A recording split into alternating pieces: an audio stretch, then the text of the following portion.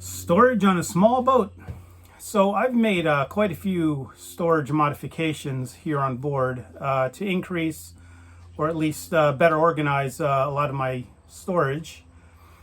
And while I do have a few more tricks up my sleeve, so to speak, I'd like to review some of the modifications I've already made. Okay. So one of the first things I had done was this was just a shelf when I bought this boat years ago, and I kind of modified it to make these sliders on two sides, and also this was just kind of part of the countertop, and I built that little bit of cabinetry. So these were already there. All I did was just make them a little bit more pretty. And same thing on the other side. So moving on here, I did lose a little bit of storage in here because I put my battery bank in there and I had to build a shelf. Originally it was under the sole, but the worry is that if I get swamped by a wave, it could kill my batteries. But I'm going to revisit that at some point because I may get AGM batteries, which do work underwater, but I need to work that out. Next, so this was just one big cabinet originally, and I modified it by building these very long drawers, which just came out, as well as this little cabinet here. And I have a false floor in here I can put stuff under, and also there in the back, kind of hard to see here, but there is a little door here that I can put stuff in, and there's a good amount of space back there. Here on the other side, this was just a big ice box at one point. Of course, I built an area for my stove, and another drawer here, and another cabinet, and there's another false floor under here that lifts up, and I put stuff under there. Also, behind the stove is the remains of an ice box, and it's actually quite deep.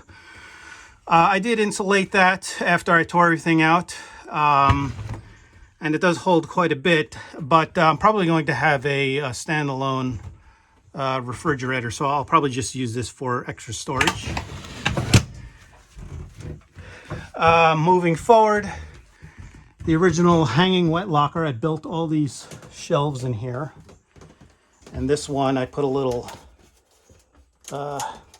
some hinges on there to make it a locker. And then of course in the head I built this little cabinet, sliders for extra storage. Of course I could put stuff behind the toilet itself. And that brings me to the bulkhead here. I made this little storage unit to kind of match the nav station I built, and that's just some small storage areas for this other stuff here. There's my stereo. And lastly, what I'm going to be working on here next is the dead space under the steps, and not back here because this is where I keep my waste bin, but under here I think I could build some sort of drawers that will be very functional and look good. Okay, so getting started. Have the steps here for reference for sizing, and I dug up what scraps I have here. So this is yellow belial, which is very similar to teak, and I have some thin pieces, some very thin plywood, which I'll use for the bottom, and some teak, very thin teak scraps. I actually had to sand this down to determine if it was teak, and I can just by the smell. So let's get started. Now I've got this all epoxied together. Now I have this rough drawer box. And now it's all sanded and looking good. Teak veneer came out nice. And I made a second one for the bottom step. And a few coats of varnish on both. And I did have to play around with the size a bit. This one was actually too deep this way, so I had to actually cut it and make it more narrow. This one was too wide, so I had to kind of play with the length of the front piece. But I think that's pretty good for now. And next I'll work on the drawer slides.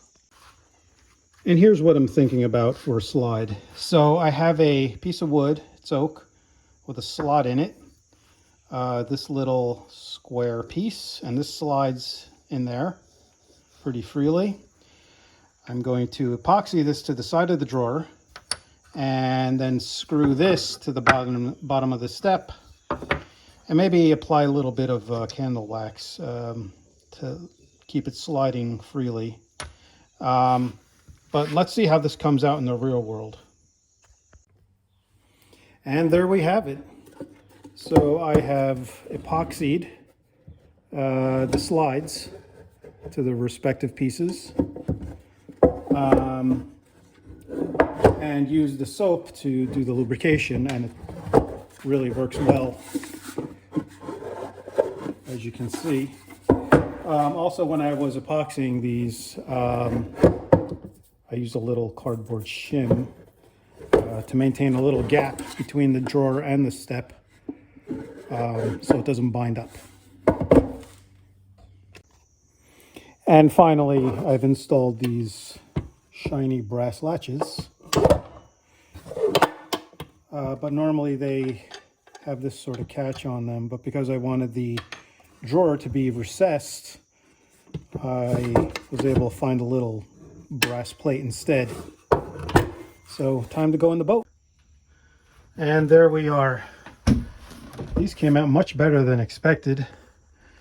So I put some pretty heavy items in there, I think. There's plenty of room anyway. I mean, they're not real big, but they'll hold a lot. And I intentionally put the slides on the step itself rather than to the cleat, because this allows me to just lift the whole step out rather than having to take the drawer out first and then take the step off when I need to access the front of the engine behind that teak panel. So this one's done. Moving on to the next.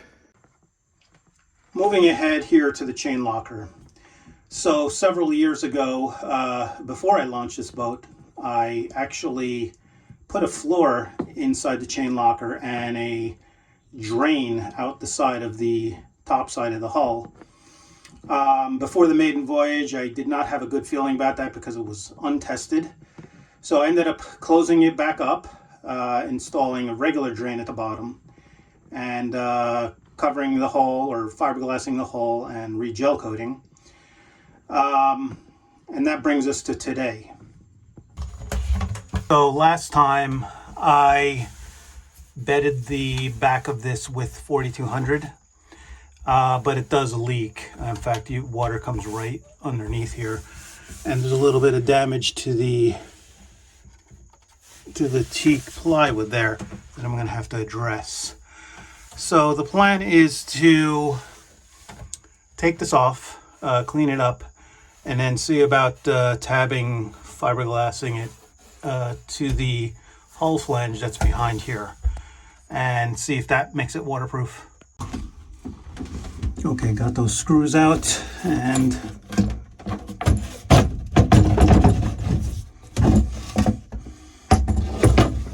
looks like pulled away some of the wood there, but I'll fix that up.